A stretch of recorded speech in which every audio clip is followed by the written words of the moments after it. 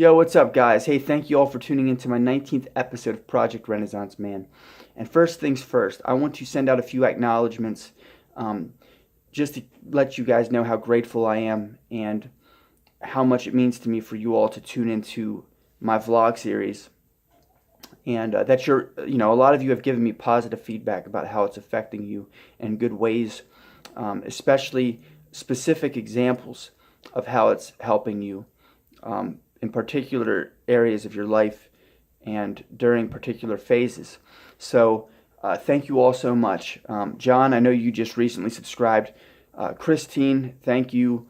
Katie, Jess, James, Joe, Mom, Dale, Brandon, Ben, you're all awesome, and I thank you all so much for tuning in to my vlog series. So um, without further ado, I'm going to go on to what tonight's subject is, and it's on chasing change. Basically, feeding yourself to the sharks, because change a lot of times is uncomfortable. We're unfamiliar with it, and so out of fear of not knowing what these changes are going to be about or what they're going to bring, we end up just avoiding change altogether, and then we get stuck in these patterns and the mundane of life, where things become boring, and they should not be. There's just too much to life to ever be totally bored. Um, you know, I've dealt with some pretty severe depression, earlier on in my life, but even so, through change, I've realized that there's just way too much in this world, in this affair that we call life, to be totally bored with it. And so one of the reasons I'm speaking on change is because of how impactful it is, how powerful it is, how much it can do for you.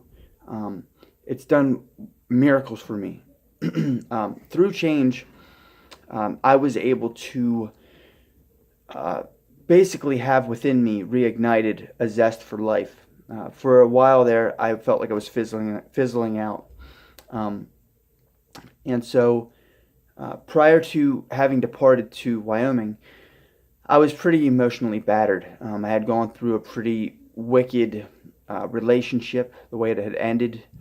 And before that, I was kind of on shaky legs when it came to relationships, because I had like 2 to 3 bad ones, and I never allowed myself to recover from each relationship that had preceded the following. And so I wasn't fair to myself, but I've learned, and regardless, when I went out to Wyoming, that was the change I needed. But it took me to have my back against the wall, to be totally broken and just sick of everything, to just take the leap of faith. You don't want it to ever get to that point. You don't want life to force your hand at change.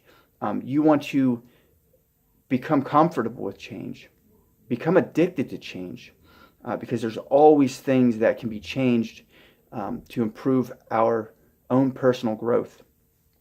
And this is the thing: just because you're comfortable doesn't mean you're satisfied. There are people that are in abusive relationships. There are people that are in workplace environments that they can't stand, but they're comfortable there.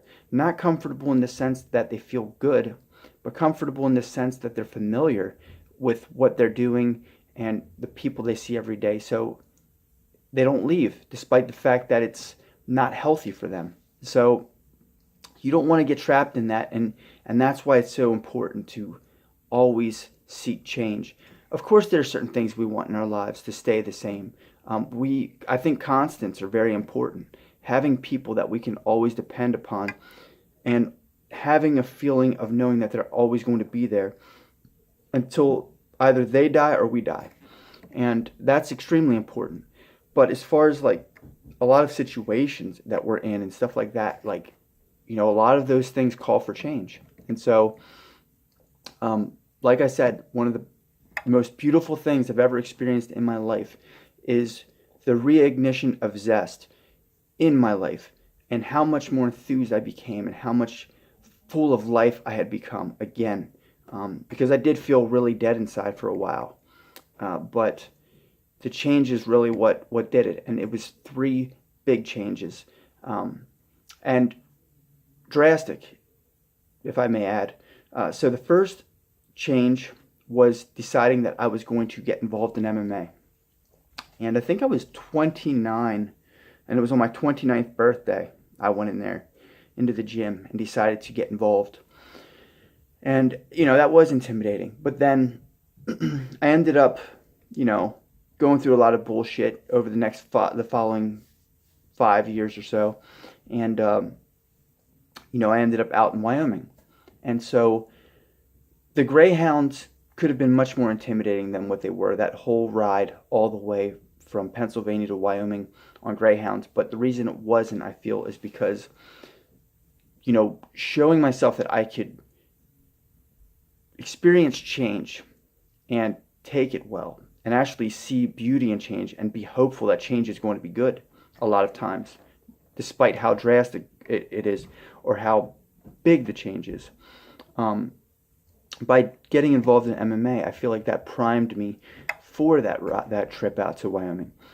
And then furthermore, Wyoming made it extremely simple for me to move to Lancaster by myself and explore the place on my own without knowing many people around here. I don't really have too many. When I first came here, I didn't have too many friends.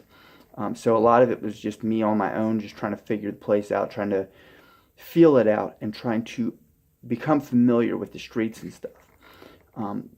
But like I said, those other changes that had preceded this change made it that much easier for me. And so this is why I advocate change so much. And with that being said, I'm going to share with you guys 3 pointers that I feel are going to help you with more easily seeking change out and not seeing it as such a terrifying thing through its unfamiliarity. So the very first pointer I have for you guys is observe the mundane of your own life. Observe the things that you're not happy with in your life, the things that you are just affecting you in a bad way, or the things that are just making your life blah and making you just feel like life is just this big boredom fest. And just doing that, I think, is going to make you feel like I need to change something. And that's going to be what can spur you forward into making these changes. So you don't have to feel this way anymore, or you don't have to deal with things that is so unnecessary for you to deal with. The next pointer I have for you guys is recognize the possibilities and their endless nature. So think of all that can happen in a good way, in a positive way, when you decide to make a change, when you decide to change things in your life. And keep in mind, when you make change, you're also assuming control. So there's a sense of empowerment that comes with this when we make these changes and when we own these changes. And so just recognizing possibilities in their endless nature is a beautiful thing, because it's like anything can happen. Our lives can get better at any moment based on a decision that we choose to make, based on change, which comes about through us, through our will, through our initiative. And lastly, I'd say start off gradual and small, like I usually say. With regard to a lot of these different, the application of these techniques that I always like to give you guys, these pointers. So, an example I'd like to use for this is do something different. That's going to be change, but it'll be change on a small scale, just to get you used to it. Take your baby steps. So, my example is I go to the barbershop, and I'll mix it up. I'll decide to have my hair cut totally different than I've ever had it cut before.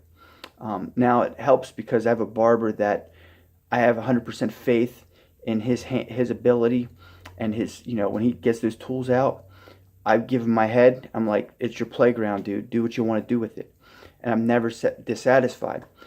But nonetheless, just do something like that. Change your style for a day. Maybe the way you're dressed, but a style that you've longed to try out, but you've never given yourself a chance to. So these are just minor changes, but at the same time, they will prime you. They will prep you for bigger changes because it's getting you in the change mode, in the change-seeking mode, where you're actually going out and you're trying to change things. And change is beautiful. Like I said, it can be a beautiful thing. So, I think that's all I got for you guys tonight. If you have enjoyed this video and you feel you have benefited from it, please be sure to subscribe, hit that notification bell, and give me a like. And once again, thank you all. Those of you who view my videos, who have subscribed, who have given me likes, comments, and feedback. Please continue to give me this feedback because I love the exchanges with you guys. And I have so many positive people in my life, at this point in time. It's just a wonderful thing. So thank you all, and I will see you all on Wednesday. Later.